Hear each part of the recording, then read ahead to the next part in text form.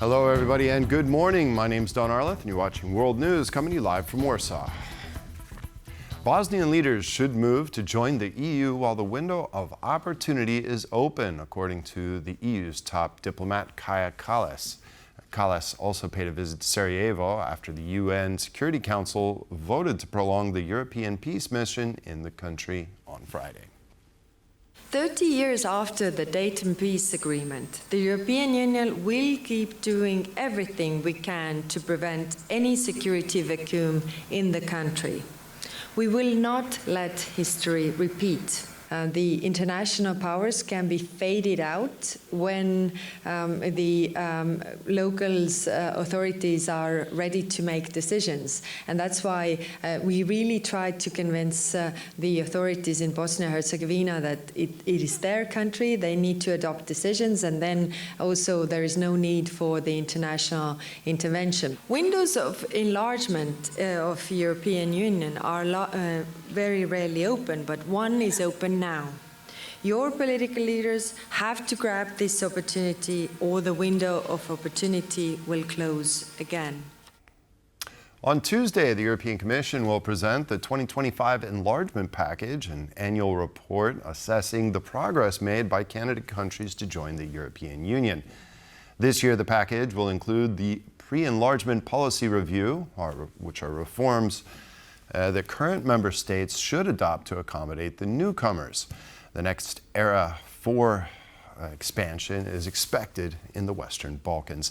Now we go live to our correspondent in Brussels, Alex Kaja. Good morning, Alex. So what can we expect from these announcements from this European Commission presenting the 2025 enlargement package this afternoon?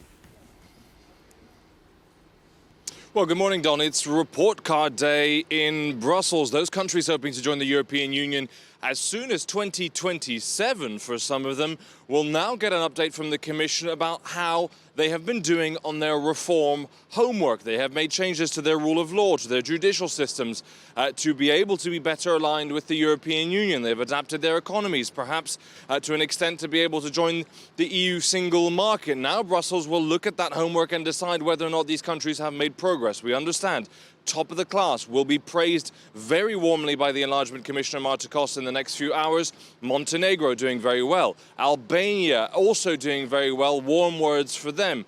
Slightly stickier, trickier situation for Ukraine and Moldova. You'll remember their accession is linked. They will join together or not at all. That process still blocked by Hungary, but nevertheless the Commission will again have warm words to say for Ukraine and Moldova's progress towards the EU. And then you go to the back of the class, to those who will be more criticized. They include Bosnia, as you just heard from Kaja Kallas, about windows of enlargement. And Serbia will be criticized very harshly by the European Commission because of its crackdown on pro-democracy protests over the last few months. Certainly all of these countries with all eyes on Brussels. Don. All right, Alex Kaja reporting there from Brussels. Thanks for your report. Now, following the one-year anniversary of the Novi Sad tragedy and the protest that followed in Serbia's capital, Belgrade, Sunday's demonstration saw 37 people arrested. And while there's still unrest, President Alexander Vučić is playing for time, promising early elections to ease tensions, but without providing any date when the said elections should be held. Our Balkans correspondent Pavel Trzaskowski has this next report. Don't be misguided by the music in the background. The atmosphere in front of the parliament in Belgrade is far from cheerful today. The music comes from the camp of the supporters of the ruling SNS party and the country's president Alexander Vučić. After each song ends, the booing comes from the other side. These are the anti-government protesters who have gathered here for a second consecutive night. Tonight, a smaller crowd. However, since the movement was created, the number of protesters has only been growing. There is many research, many surveys which are showing that 1/3 or 1/2 of Serbian population joined some kind of protest during last year. So from that perspective, for sure, somehow it's dangerous for him. But like I mentioned before, behind his regime, as I might say. It's a lot of state resources, media control, and also some kind of, let's say, corruption. This corruption is what the protesters are opposing, and one of their demands is snap elections. President Vučić indeed said yesterday that he is going to call for snap elections. However, again, he failed to provide a specific date as to when that would happen. Therefore, he failed again to appease the protest movement. From Belgrade, Serbia, for TVP World, I'm Paweł Trzaskowski. And back to enlargement. Ukraine has shown remarkable commitment in its bid for EU membership. That's what the European Commission is expected to say in its draft enlargement report. However, not all areas of reform are complete, and the long road still lies ahead for Kyiv to join the European family. While acknowledging progress on reforms, the European Commission will warn that Ukraine needs to strengthen judicial independence, curb organized crime, and increase protections for civil society. The Commission is set to rule that Ukraine has met the conditions to open 3 out of 6 EU accession clusters required for a state to be deemed ready to join the bloc. At the same time, the Commission expects Kyiv to meet the remaining conditions to open the rest of the clusters by the end of the year. However, despite the upcoming report's positive outlook, no clusters are expected to be opened soon, as Hungary remains the only blocker of Ukraine's bid to join the EU.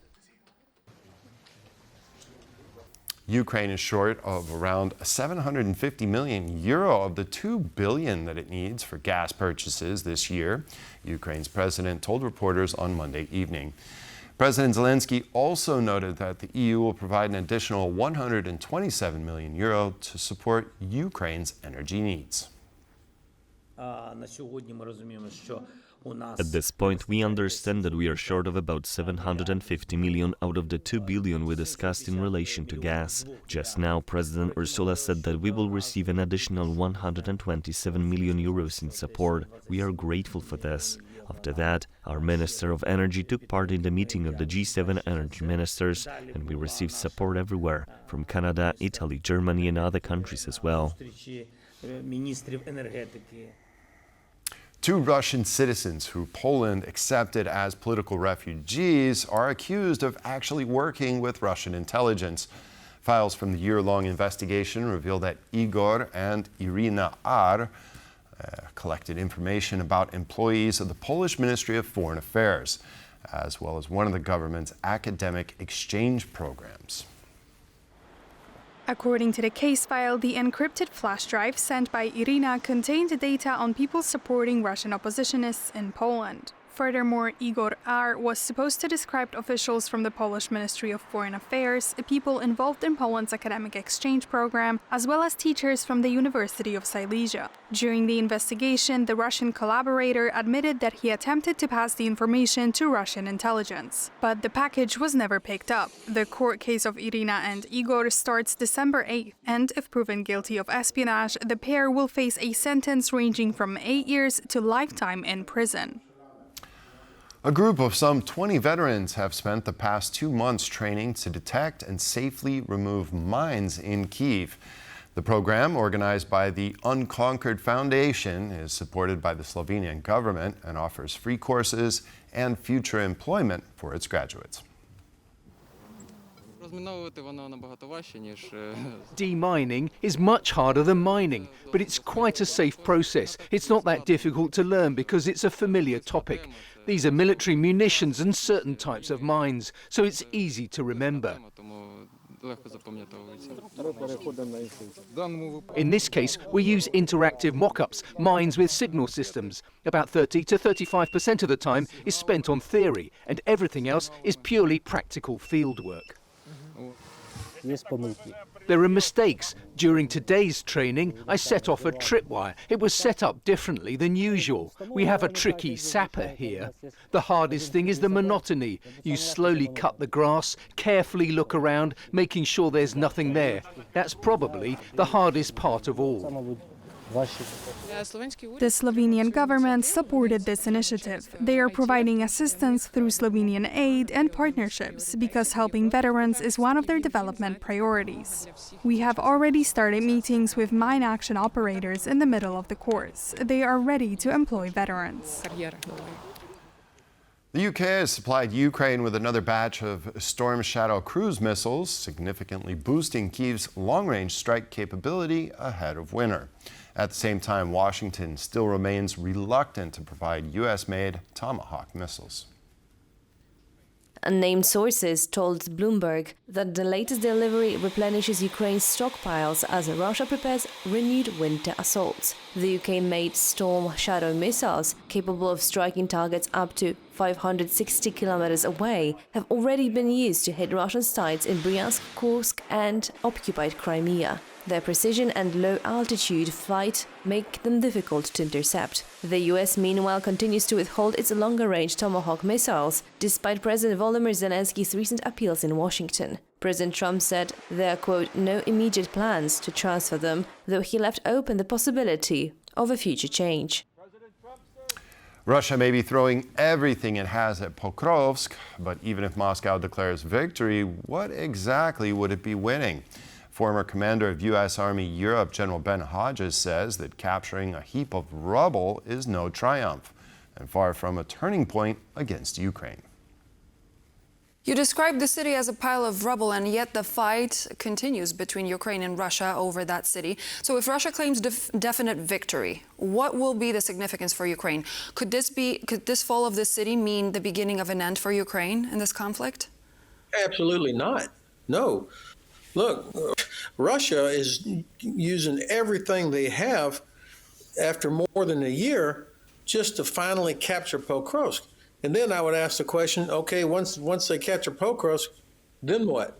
I mean, what will they do if they capture Pokrovsk? They don't have the capability to exploit whatever success they might have here.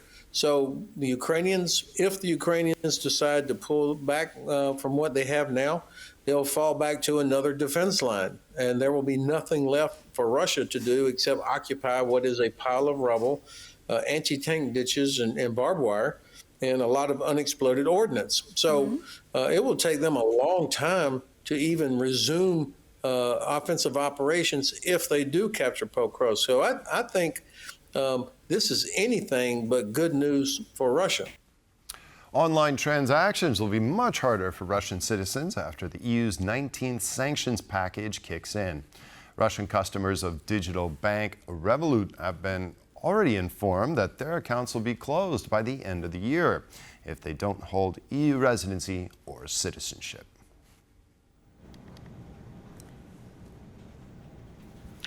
According to the report, Russian users of Revolut without valid EU residence permits received messages over the weekend informing them that their accounts would be closed by December 31st of this year. Access to online payments, card transactions, deposits, and withdrawals were immediately suspended. Customers who quickly submitted valid EU residence documents reportedly regained access within hours. Revolut confirms that the move complies with the new EU sanctions banning payment services for Russian and Belarusian citizens without EU residency or citizenship. The digital bank, once among few open to Russian clients fleeing the country, said that it must adhere to international sanction regulations across jurisdictions where it operates. At least one person was killed after a medieval tower partially collapsed in the Italian capital on Monday. As stated by the head of Rome's fire department, after a long and complicated operation, they managed to pull one worker from under the rubble. He was part of the crew that was renovating the Torre dei Conti, converting it into a museum and conference center.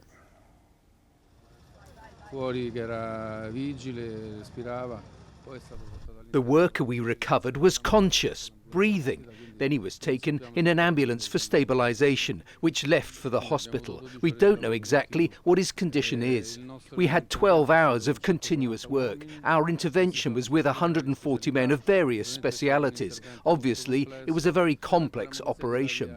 In the first intervention attempt, we were almost able to get him out. Unfortunately, a second collapse brought a lot of rubble on top of the worker. The attic of the building came down completely, and so there was an accumulation of additional materials on top of his body. And that concludes this edition of World News. We're back with another World News update at the top of the hour, so hope to see you then.